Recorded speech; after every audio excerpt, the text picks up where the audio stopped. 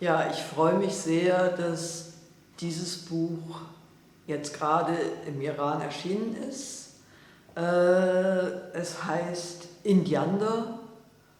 Es ist ein Buch, was 1996 in Basel in der Schweiz und in Köln in Deutschland, also der Verlag hat 2 Sitze gehabt, also war ein deutsch-schweizer Verlag. Dort ist es erschienen. Es ist ein Buch, was ich wahnsinnig gern habe, immer noch, wo ich mich wahnsinnig gefreut habe, dass ich es schreiben konnte. Leider war das sehr schnell vergriffen und leider ist der Verlag dann eingegangen, sodass dieses Buch ganz, ganz lange nicht mehr greifbar war, also nicht mehr publiziert wurde. Es ist jetzt endlich im Iran erschienen, und zwar in der Übersetzung von Abbas Saleh. So sieht es hinten aus. Da ist das Zeichen von Gabe Publisher.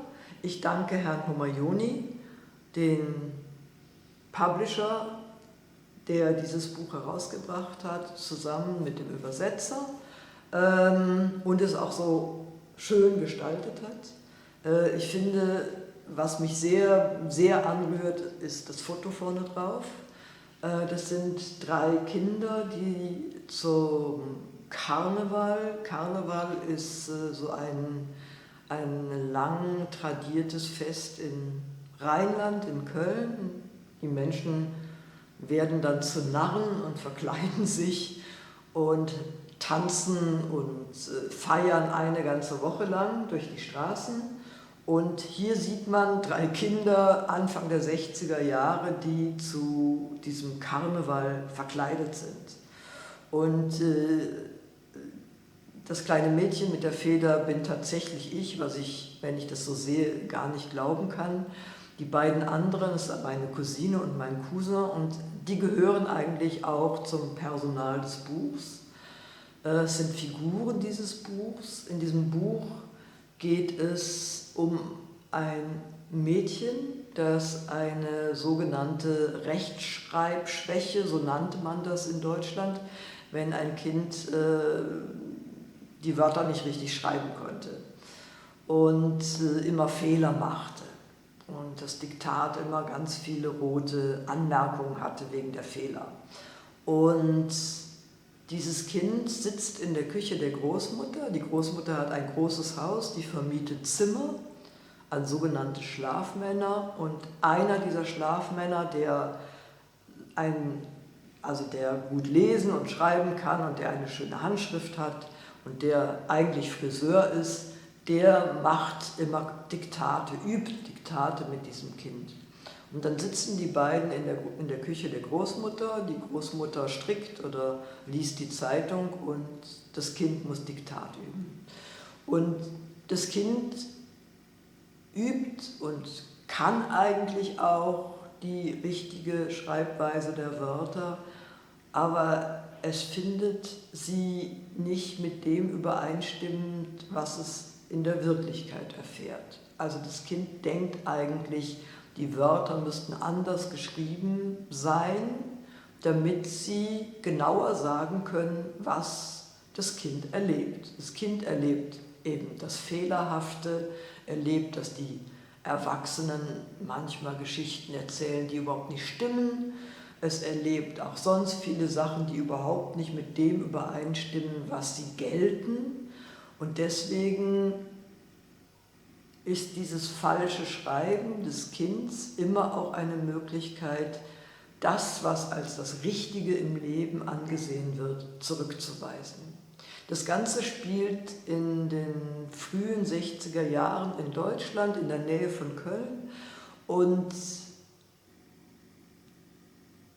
das Kind erfährt diesen, man könnte fast sagen, diesen deutschen Wahnsinn, wo alle wie wahnsinnig konsumieren, also der Konsum, die Konsumwelt, das kommt gerade so auf, die neuen Produkte, das Makellose, diese Idee, alles wird besser und alles wird rationaler und alles wird optimierter. Und dieses Kind sitzt währenddessen in der Küche der Großmutter und beobachtet sehr genau und sieht, was für Fehler, wie viele Fehler, welche Fehler dem Leben und den Erwachsenen unterlaufen, während sie leben und erwachsen sind. Also davon handelt dieses Buch in vielen kleinen Kapiteln. Und das Kind macht sich immer wieder einen ganz eigenen Reim auf das, was es erlebt. Und das ist eigentlich ja auch die Fähigkeit von Kindern. Das machen Kinder eigentlich immer wieder. Die Welt ganz neu sehen und auch mit kritischen Augen. Also mit Augen, die erstmal auch sehen, dass das, was so eingeübt ist, vielleicht gar nicht so sein muss. Und was mich wirklich sehr, sehr besonders freut an dem Buch, es gibt mal eine Szene, wo das Kind eben über sein Heft sitzt, über das, was es schreibt und träumt von der großen, weiten Welt. Also es ahnt so etwas, dass es mit den Wörtern und mit dem Schreiben auf die Reise gehen kann in andere Länder und dass das Buch jetzt übersetzt ist in die Sprache eines anderen Landes, was auch noch so ein wunderschönes Land ist, so ein sehnsuchtserfülltes Land für dieses Kind. Das ist mir natürlich eine ganz, ganz große Freude.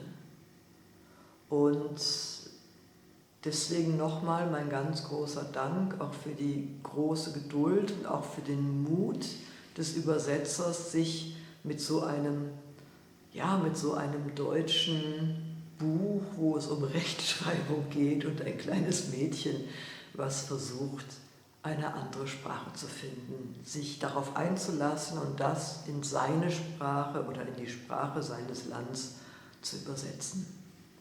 Auch noch danken möchte ich dem Bokhara-Institut und Herrn Debaschi, die dieses Buch auch ein bisschen beheimaten, ebenso der Book City Teheran.